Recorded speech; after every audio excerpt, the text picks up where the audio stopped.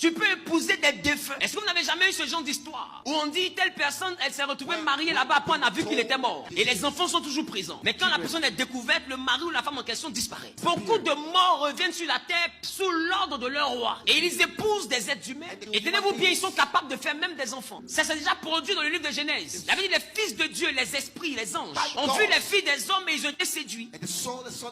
Et ils ont commencé à coucher avec les filles des hommes et des enfants sont nés. Donc des êtres spirituels peuvent coucher avec des êtres physiques et des enfants peuvent naître des hommes physiques. Donc c'est possible dans la Bible. La Bible, c'est dans cette période-là que les géants sont nés. Les morts sont utilisés pour les mariages. Les maris de nuit ne sont pas des démons. Les maris de nuit à 80% sont des défunts. Les fétiches ne sont pas des démons. Les fétiches sont des défunts. C'est pourquoi vous allez voir que les féticheurs sont tous connectés au cimetière. Pour que les fétiches aient de pouvoir, les incantations doivent se faire au cimetière. Parce qu'en réalité, la force de leur fétiche est dans le monde des morts. Ce que vous appelez leurs fétiches, en réalité, sont des morts. Donc si jamais tu n'as pas Jésus, si tu meurs, que tu vas dans le séjour des morts, tu peux sortir en fétiche. Ils vont verser coup de coup sur ta tête. Et puis ils vont t'invoquer pour aller faire des choses. Demandez à ceux qui sont passés par le monde obscur. Ils vous diront que pour avoir l'argent, pour avoir certaines choses, c'est des cimetières, des fois ils vont faire les incantations. D'autres même ont des restes de corps humains chez eux qu'ils invoquent pour avoir la prospérité. Parce qu'en réalité, ce que vous appelez des fétiches, ce sont des défunts. Ce ne sont pas des démons. Mais un jour, je parlerai de quelque chose qui vous fera comprendre le monde après la mort. Mais si je vais donner une image, considérez que la vie que vous vivez ici est un rêve.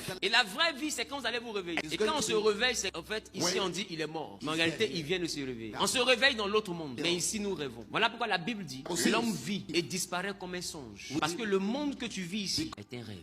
Dans ce rêve-là, le diable te blague pour que quand tu te réveilles, tu lui appartiennes. Et il va t'utiliser pour aller dans le rêve. Voilà comment des hommes du monde réel arrivent à rentrer dans nos rêves pour nous poursuivre. C'est de cette même manière que quand tu vas aller là-bas, le diable pourra t'utiliser pour venir dans le monde d'ici qui est un rêve, pour agir dans la vie des hommes. Voilà pourquoi la Bible dit que Dieu va juger les vivants. Et il va même juger les morts. Parce que les morts sont la base de beaucoup de morts. Les morts sont la base d'accidents. Les morts sont la base de pauvreté. Les morts sont la base de maladies. Il y a beaucoup de sortilèges qui ont été faits en invoquant les morts. Par les incantations qu'ont suscité les entités mortuaires.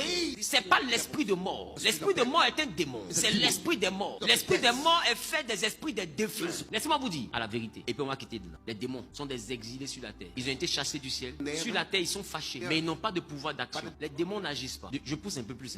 Les démons n'agissent pas. Voilà pourquoi Jésus, pour pouvoir agir sur la terre a été donnée à l'homme et au fils de l'homme. Jésus, pour pouvoir agir sur la terre, devait être un fils d'homme. Et pour être un fils d'homme, tu dois avoir une mère. C'est pourquoi, dans beaucoup de pratiques occultes, et pour ceux qui se sont promenés un peu dans la vie, il y a des endroits où vous partez et puis on vous demande quel est le nom de ta mère. Pourquoi on ne parle pas de ton père? Parce que la terre appartient à ceux qui sont passés par les jambes d'une femme. Les jambes d'une femme, c'est la porte légale d'accès à la terre. Donc, en réalité, quand on te demande ta mère, c'est parce qu'en réalité, celui que tu vas servir n'a pas de mère, donc ne peut pas agir. Et pour que Jésus soit capable d'agir sur la terre, il fallait qu'il